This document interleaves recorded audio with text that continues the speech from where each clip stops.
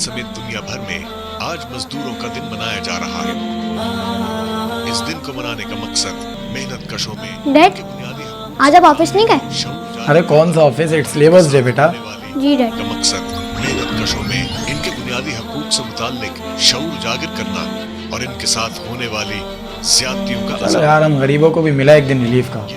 Dad, आपके office की भी छुट्टी है, मेरे स्कूल की भी छुट्टी है, तो कहीं घूमने चले? अरे बेटा, एक दिन तो मिला है रिलीफ का, छोड़ो यार। डैड चले ना प्लीज।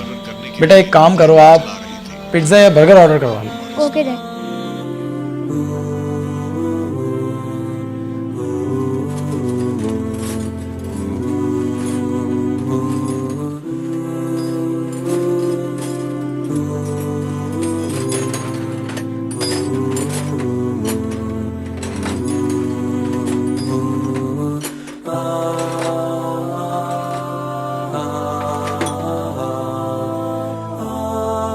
बाबा,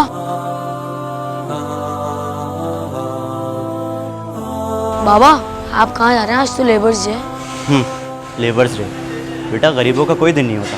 लेकिन बाबा, लेबर्स डे में तो लेबर्स की छुट्टी होती है ना। बेटा अगर आज मैंने छुट्टी कर ली तो हम रात का खाना कैसे खाएंगे?